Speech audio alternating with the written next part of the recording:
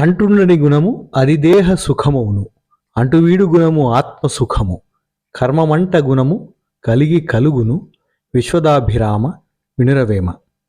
ఈ పద్యాన్ని ఒక కార్టూన్ వేస్తూ వివరించదలుచుకున్నాను.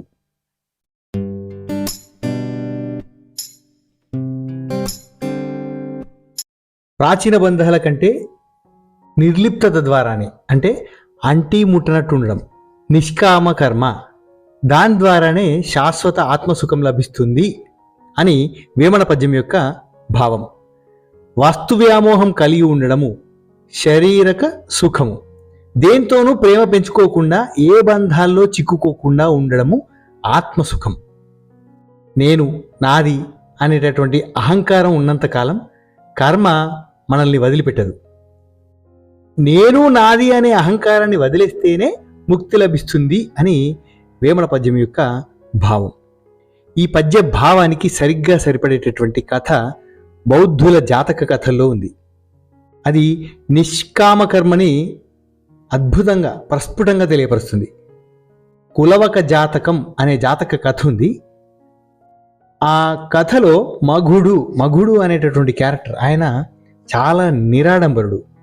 ఆ ఊరి ప్రజలకు సేవ చేస్తూ సాయం చేస్తూ ఇట్లాంటి ప్రతిఫలాన్ని ఆశించకుండా రోడ్లను శుభ్రం చేయడం, బావులను తవ్వించడం, విశ్రాంతి గదులు కట్టించడం, ఇట్లా ఆ గ్రామానికి ఆ ప్రజలకు కావలసినంత సర్వీస్ చేస్తూ ఉంటాడు, సేవ చేస్తూ ఉంటాడు.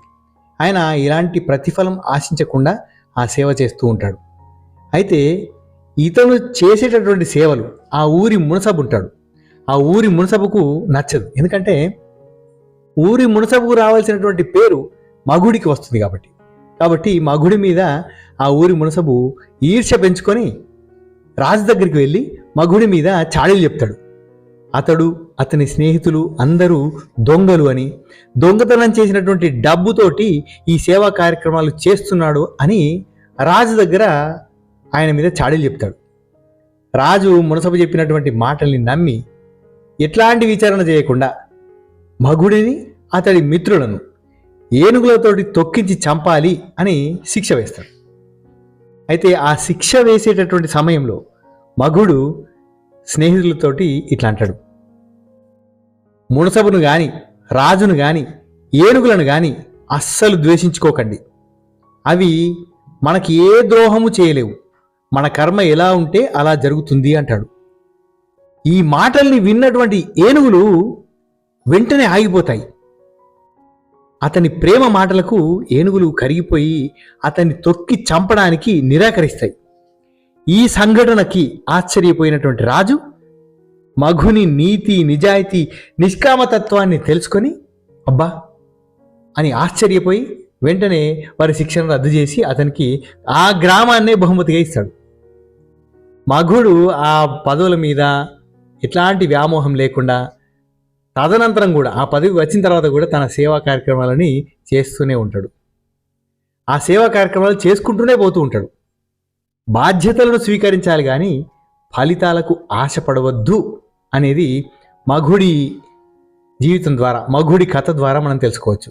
వేమన పద్యం భావం కూడా ఇంచుమించు ఇలాంటిది, నిష్కామ కర్మనే సూచిస్తుంది. అయితే ఈ అంశాన్ని బేస్ చేసుకొని మనకు ఈ కార్టూన్లు వేయడం అనే విద్య తెలుసు కాబట్టి ఈ కార్టూన్ని వేస్తూ మీకు ఈ వేమన పద్యాన్ని వివరించదలుచుకున్నాను.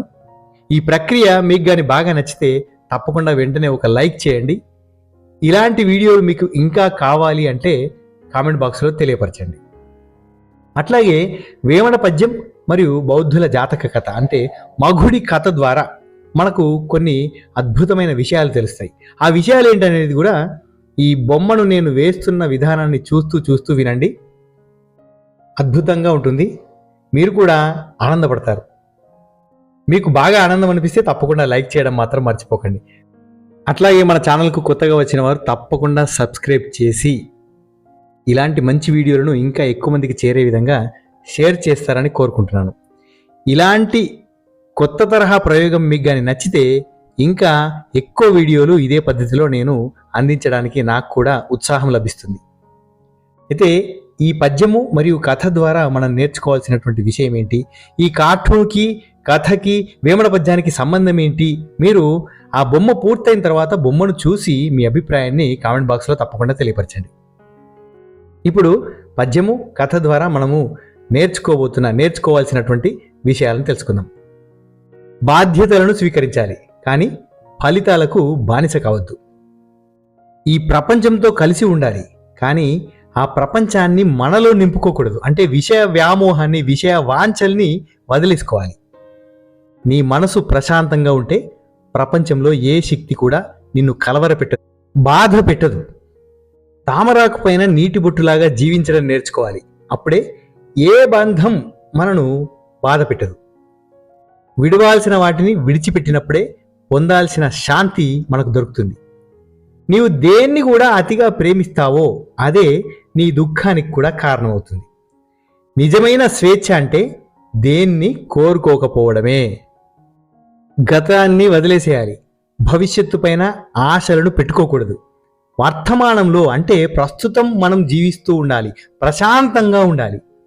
బయటి శబ్దం కంటే లోపలి నిశ్శబ్దం చాలా గొప్పది. అంటే అంతరాత్మను, ఆత్మను, మనస్సును ప్రశాంతంగా ఉంచుకోవాలి. అన్నింటినీ వదులుకునే ధైర్యం ఉన్నవాడికి దేనికి భయం అనేది ఉండదు. ఇదే నిస్వార్థ కర్మ అంటారు. ఫలితాన్ని ఆశించకుండా చేసే పనే నిన్ను ఉన్నత స్థానంలో నిలబెడుతుంది. నీ సేవ ఇతరులకు మేలు చేస్తే అప్పుడు నీ జన్మ ధన్యమైనట్లు. చేసే పనిలోనే దైవత్వాన్ని వెతుక్కోవాలి. అది నిన్ను ఆత్మసుఖానికి గురి చేస్తుంది, ఆత్మసుఖానికి చేరువ చేస్తుంది. నీ దగ్గర ఏం లేకపోయినా పర్వాలేదు, కానీ నీలో కరుణ ఉండాలి తప్పకుండా. ప్రతిఫలం కోరనటువంటి పని ఆత్మకు లభించే గొప్ప కానుక. లోకానికి నువ్విచ్చేది తిరిగి నీకే లభిస్తుంది. అది ఈరోజైనా, రేపైనా, ఇప్పటికైనా. మంచితనం అనేది ఒక భాష. అది చెవిటివారికి వినబడుతుంది, మూగవారికి అర్థమవుతుంది. నీ కర్మ నిన్ను వెంటాడకూడదు అంటే అహంకారాన్ని వదిలిపెట్టాలి. గొప్ప పనులు చేయకపోయినా పర్వాలేదు, చిన్న పనులనైనా పర్వాలేదు, కానీ గొప్ప ప్రేమతోటి చేయాలి. ప్రతిరోజు ఎవరికో ఒకరికి చిన్న సహాయమైనా చేయాలి. అది నీ ఆత్మను చాలా శక్తివంతంగా తయారు చేస్తుంది. కష్టాలు వచ్చినప్పుడు కుంగిపోవడము, సుఖాలు వచ్చినప్పుడు పొంగిపోవడము ఇలాంటివి అస్సలు చేయొద్దు. మన కోపాన్ని జయించిన రోజునే మనము ఈ ప్రపంచాన్నే జయించినట్టు. మౌనం అనేది అన్ని సమస్యలకు అద్భుతమైనటువంటి సమాధానం. విమర్శలు ఎదురైనప్పుడు నీ లక్ష్యాన్ని మర్చిపోవద్దు. అవి నీ ఎదుగుదలకు సోపానాలుగా మలుచుకోవాలి. ఆశ అనేది సంకెళ్ళు లేని బంధనం. అది లేనివాడే అసలైన స్వేచ్ఛాజీవి. మన బుద్ధిని మన అదుపులో ఉంచుకోవాలి, లేకపోతే అది మనల్ని అదుపు చేయడం మొదలు పెడుతుంది. క్షమించడం అంటే బలహీనత కాదు, అది నీ గొప్ప గుణం. జీవితం ఒక ప్రయాణం. ప్రయాణికుడిలాగానే ఉండాలి, కానీ యజమానిలాగా అస్సలు ఉండకూడదు. ఆనందం అనేది బయట దొరికే వస్తువు కాదు, అది నీ లోపల ఉద్భవించేటటువంటి అనుభూతి. ముందు ఆ విషయాన్ని తెలుసుకోవాలి. త్యాగమే నిజమైనటువంటి భోగం, నిస్వార్థమే నిజమైన యోగం. అచ్చంగా ఈ విషయాలని మఘుడి కథ మనకు తెలియపరుస్తుంది.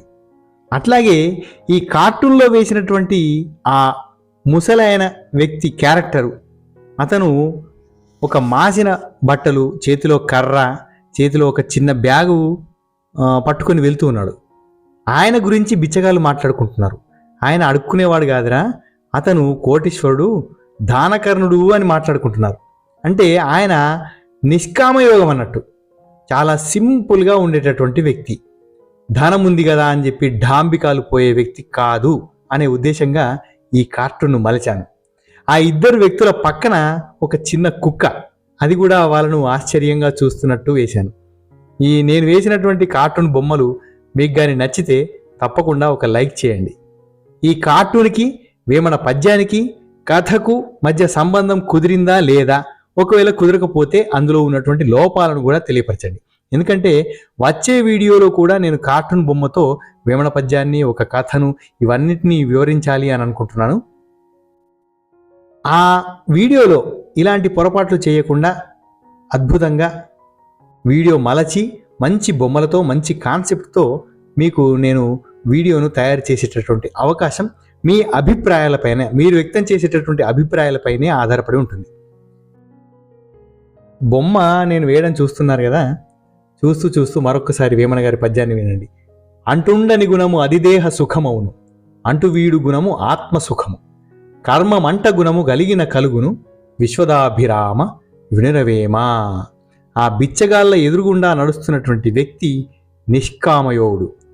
ఆయన కూడా చినిగిన చొక్కానే వేసుకున్నాడు, చేతిలో కర్ర పట్టుకున్నాడు, కానీ దాన గుణం కలిగినటువంటి వ్యక్తి.